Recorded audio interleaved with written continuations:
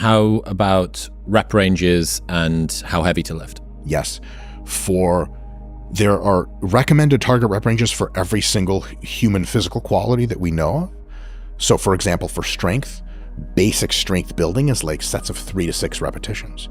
You do a whole lot fewer than 6. You do singles. You can get stronger doing singles, but you could have gotten stronger because you would have gotten more volume doing still very heavy weight if you did like sets of 4. It's just not an efficient use of your time. Still works, not as efficient. Can you get stronger doing sets of 8? Yes, but you get a lot of hypertrophy work from 8. But if you do your 8 rep max, it's just not heavy enough like sets of 3 to 6 would be for you to get as much strength out of it as possible. So these are all spectrum ranges. There's not like at some repetition it begins, before it you get nothing, and then you get all the hypertrophy, and then after you get no hypertrophy. It's kind of more of a normal distribution kind of situation. But for hypertrophy, it seems that anything roughly between sets of 5 repetitions that are challenging, close to failure, and all the way to 30 to 35 repetitions seems to be on average for the average person, for the average muscle, in medium term, several months of testing to promote almost, I'll say it better, undifferentiable amounts of muscle growth. So we got a group of people training sets of 5 to 8, got another group of people training sets of 25 to 28 reps. As long as they go close to failure and it's the same exercise, wow, they get essentially, on average, the same results. Now, within a different muscle, it could be different. Some people's biceps respond really well to heavy shit, sets of 5 to 10. You do sets of 25 to 30, they just get tired and they don't have much hypertrophy. It works differently between individuals too. But the overarching theme is anywhere between sets of 5 and sets of 30 is kind of unlikely to be a ton of really wrong answers. You can gain muscle doing sets of 4 and 3 and 2 and 1. It's just going to take a lot more sets to get that done. And obviously your joints and connective tissues are taking a fucking hell of a pounding because that's a really heavy weight. It's not ultra efficient. You're not putting your best cards on the table if you're doing that. Can you get really good muscle growth with sets of 30, 40, 50 plus reps? Actually, yes, but you have to do more sets to accomplish that. And each set is psychologically fucking brutal. 3 minutes long. I was fuck that, right? So you do like 10 sets of 52 reps, the playing card workout. Fuck that. It's a shitload of systemic fatigue, crap load of psychological fatigue for the same growth you could have gotten with just doing, 10 sets of 8, which is way easier on the whole system. So 5 to 30 reps is really good general advice, but experiment on your own time. Find out what seems to be giving you great proxies. Pump, burn, tension, soreness, whatever rep ranges give you that, it's awesome. And another thing is try some variety. So if you train back twice a week, have one of the days be slightly heavier, like mostly sets of 5 to 10, some sets of 10 to 15 reps. Try the other day being mostly sets of 15 to 20 reps and even some sets of 20 to 30, kind of a heavier and lighter. That diversity, there are a few studies that show a diversity in rep ranges, even within several months of time, can help you grow. So I wouldn't write that off. And also more sustainable from a joint connective tissue perspective and an enjoyment perspective. It's nice to be able to have some slightly different days. So you're not like, oh, another day of 28 reps, fuck that. But 28 you get sick of after one day. The next day you come in and sets of 5 to 10, like, okay, fuck, like this is different, it's cool, and it's equally effective on average. What about weight? The amount of weight that you choose should fall into 2 categories, or 2 kind of clearance variables to make sure it goes through. One is, can you lift it with good technique between 5 and 30 times in one set? And 2, is that exhibition of your lifting at least within 3 reps-ish of failure? Because people will say, like, you give someone 10-pound dumbbells that can lift the 30s, and they do 5, and they put it down. They're like, hypertrophy, I hit 5. Like, yep, but the caveat there is that you have to challenge the muscle. So the weight you end up using is whatever weight gets you within 5 to 30 reps range, close to failure. And you have to warm up to find that out. And it's different for everyone. But the idea that you got to go ultra heavy to grow is true, but it's not the only true thing. You can also grow from light, high rep shit. You just have to push it close to failure. Why not to failure? To failure is a totally fine thing as well. There are downsides of going to failure all the time. It seems that as you get closer to failure, the amount of stimulus per set rises. So if you have a set where you stop at 2 reps shy of failure, and another person has a set where they stop just at failure, or someone has to drag the barbell off of them, the person who went to failure is going to grow more muscle. That's a good thing, but it's by a small margin, maybe just several % more growth. The downside is training to failure generates a lot more fatigue. Probably not a few % more, maybe a few dozen % more, which is a big deal. If you're going to use a program which mostly has you do 3 or 2 or 1 rep shy of failure, you'll get great stimulus and you'll be able to recover from lots of sets over the course of weeks and months, which means you'll get a great stimulus and a great hypertrophy result. If you insist on going to failure even beyond in your sets, you can get very good results, but you have to reduce the total volume of your training because the amount of fatigue you accumulate is going to be rapid. It's going to happen fast. So have you ever heard of like HIIT training, Mike Menser, high intensity training, HIT? Mike Menser and those folks were fans of going to failure and beyond with drop sets and crazy shit like that. They got really good results, but they don't do very many sets. A few sets per muscle per workout's all they do, because they realized we can't recover from this. You can recover from more if you stay a little shy of failure.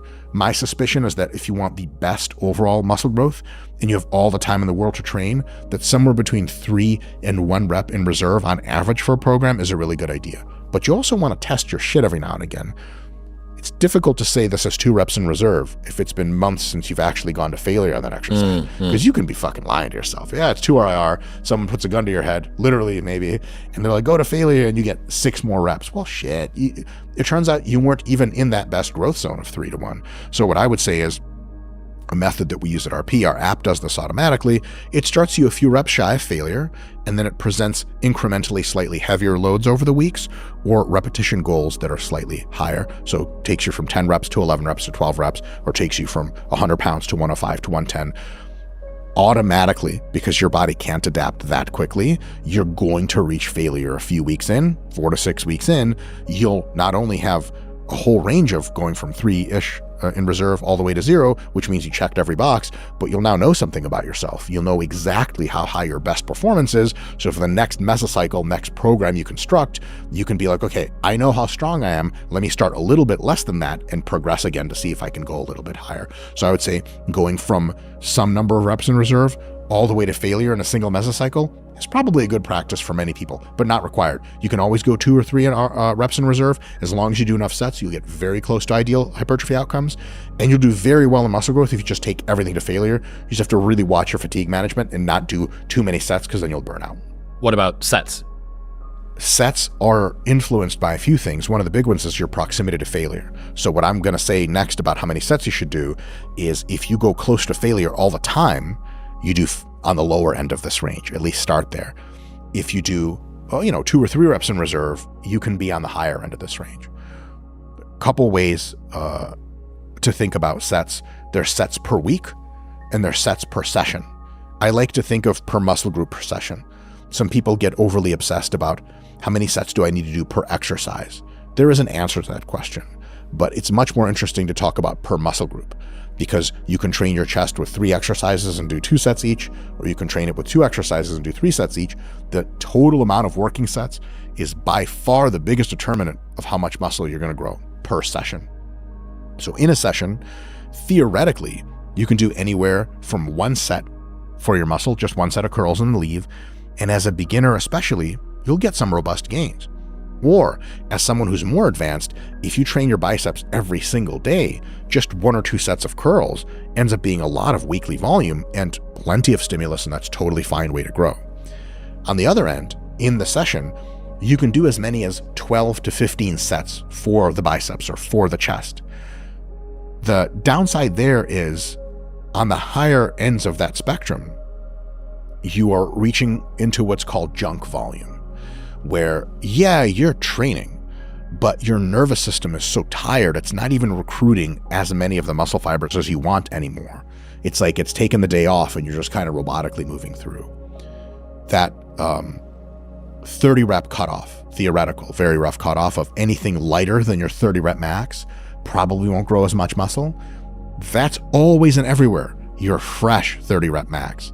So if you're on exercise number 5 for your pecs, you're doing cable flies with 100 pounds for sets of 15, even if to failure, that is to failure as we observe it externally. With this pre-fatigue. But oh my God. And at that point, your nervous system is fucking checked out. A lot of your faster twitch muscle fibers, the ones that grow the most, they're not even fucking contracting anymore. And you look at 100 pounds and someone's like, how many reps did you do? 15. How many could you have done if you were fresh? Like, I don't know, 40?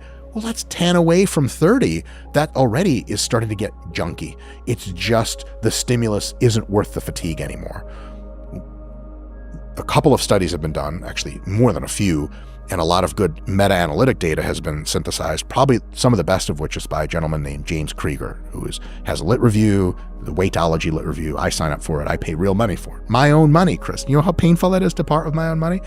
And he has hinted at the fact that close to the best answer, on average, huge caveat on average, is something like 5 to 8 working sets per muscle per session. So if you're training your biceps and you do 3 sets per session, totally cool. You just have to do more sessions per week. If you're doing something like 9 sets for biceps, again, totally cool. You just have to train them less frequently so they can recover for a lot of 9 sets of work. But if you're doing 15 working sets for just your biceps in one session, the literature would say that's not optimal. And the reasoning would be like your last 5 sets are just a gigantic fucking waste of your time. You're cashed out. It's like frying an egg after it's already fried. It just gets more burnt and nothing good happens to it. On the other hand, if you're doing just 1 or 2 sets for biceps per session, you had better be doing a lot of sessions over the week. And if you're only training once or twice for biceps, you say, look, man, your muscles could take more of a hit. Which brings me to my next point. How do you determine if you're doing the right amount of volume for you? And I would actually keep this relatively simple. However many sessions you have per muscle in a week, which I'm sure we'll get to, how many sessions is a good idea. Let's just say it's 2. Let's say you train your chest on Monday, you train chest again on Thursday. If after Monday's workout, let's say you're doing 3 sets of chest, by Tuesday evening, you're like not sore, you're not tired, you're fucking ready to go, your strength is as high as it'll ever be, someone could ask the theoretical question of why the fuck are you waiting Wednesday as a whole day to just go Thursday? You could have already hit it again. So if you're well beyond recovered, next Monday, you can do 4 sets or 5 sets for chest to get you close to just barely recovered for next Thursday. If you're just barely recovered, let's say Wednesday, you're still a little tight, a little sore, a little weak feeling, and Thursday morning, you're really good to go, perfect. Is that MRV? Yeah, so if you go over that value, you might have exceeded your MRV. Well, there's more technical way to diagnose that maximum recoverable volume, but a kind of way to make sure you're not excessively over it is to make sure you're healed on time. But if you're healed too early, then you could be at your minimum effective volume or even maintenance volume. You think you're growing, but you're really doing so few sets that you're not accomplishing a whole lot. So the point is to challenge your body such that it is recovering until, a day or several hours before you hit it again. If you do 8 sets of chest on Monday, by the time Thursday rolls around, you're still sort of a touch and you're weaker than usual. You're not going to get as robust of a stimulus. And thus, you next time shouldn't do 8 sets, maybe you should do 6. So by adjusting the number of sets week over week for any given muscle to challenge yourself to recover close to just on time for the next time you hit it, not too far back, definitely not under recovered, you end up auto-regulating yourself into probably close to your ideal volume for how much muscle you can gain.